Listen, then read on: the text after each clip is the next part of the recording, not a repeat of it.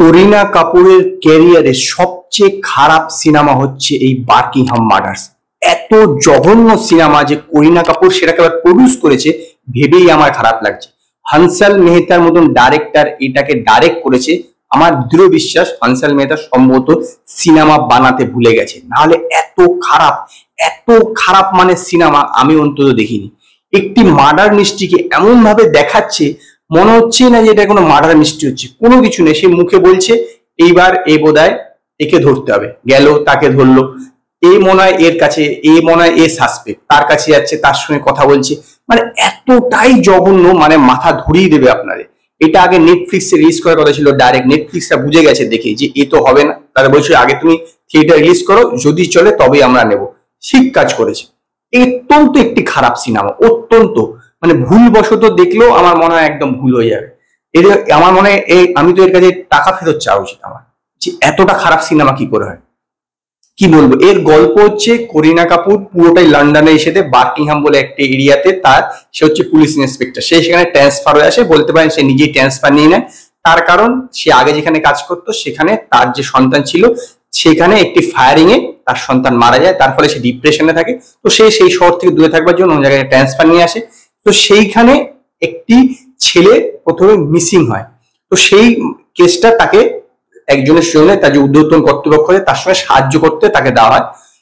সে যখন সেই কেসটা ইনভেস্টিগেশন করতে থাকে তখন দেখে যে একদিন পরে সেই ছেলেটিকে একটি পার্কে গাড়ির মধ্যে মৃত অবস্থায় পাওয়া যায়। তো এর পিছনে কে আছে, কারা এর মার্ডার করেছে, এইটি হচ্ছে এই সিনেমাতে দেখানো হয়েছে। এটি একটি মার্ডার মিস্ট্রি, কিন্তু মিস্ট্রির নামে বলতে পারেন একটি টর্চার। সত্যি কথা বলতে টর্চার, কোনো রহস্য নেই, কোনো রহস্য এখানে কিন্তু কিছু দেখানো হয়নি যা আপনাকে কোনো রকম থ্রিল করবে, বরং আপনি শুধু ভাববেন এই কখন শেষ হবে, কখন শেষ হবে, কখন শেষ হবে। এবং ইভেন ভাবুন যে করিনা কাপুর একজন অফিসার, এখানে অফিসাররা একজন মানে ইংরেজ পুলিশে, তো সে আরেকজন ঊর্ধ্বতন কর্তৃপক্ষের সঙ্গে এমন ভাবে কথা বলছে, তার সামনে হয়তো মিনিমাম একটা সেলুট করে বা কিছু তো করে, মানে মিনিমাম তো পাটা উঁচু করে যে তাকে বোঝানোর জন্য।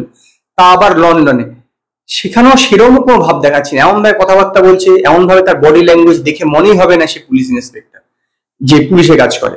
শুধু পুরো তাই নয়, এবং পুরো যে সিনেমাটার মধ্যে শুধু একে অপরের সঙ্গে কথা বলে যাচ্ছি, ব্যাস, কোনো রকম সাসপেন্স ক্রিয়েট করার কোনো কিন্তু ব্যাপার নেই যে মনে হবে। আর শুরু থেকে তো মানে ফার্স্ট হাফটা তো পুরো ইংলিশেই, মনে হচ্ছিল না যে আমি হিন্দি সিনেমা দেখছি, পুরো ইংলিশেই কিন্তু ফার্স্ট হাফটা চলে গেছে। আমি বুঝতেই পারলাম না এটা এত পয়সা খরচ করে লন্ডনে শুটিং করতে যাওয়ার কি কারণ। এটা তো এখানেও শুটিং হতে পারতো, লন্ডনে শুটিং করলে 50% ছাড় আছে, সেই জন্য হয়তো গিয়েছিল ঘুরতে, নাহলে ওখানে কেউ যায়? আমার তো মনে হয় এটা যে কোনো জায়গা, পাতি জায়গাতে একটা ঘরের মধ্যে বসে করে ফেললে হতো।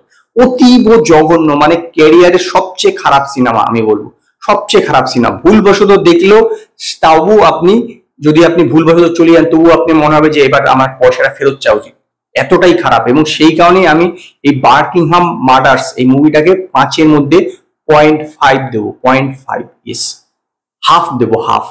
এটাও আমি অনেক বেশি দিয়ে দিয়েছি। যদি আপনারা ভুলবশত এই বার্কিংহাম মার্ডার সিনেমাটা দেখে থাকেন তো আপনারা আমায় কমেন্টে জানাবেন আপনাদের এই সিনেমাটা কিরকম লেগেছে। যদি আপনাদের এই ভিডিওটি পছন্দ হয়, ভিডিওটিকে লাইক করুন, কমেন্ট করুন, শেয়ার করুন, আর নতুন নতুন আপডেটের জন্য আমার চ্যানেলকে সাবস্ক্রাইব করুন।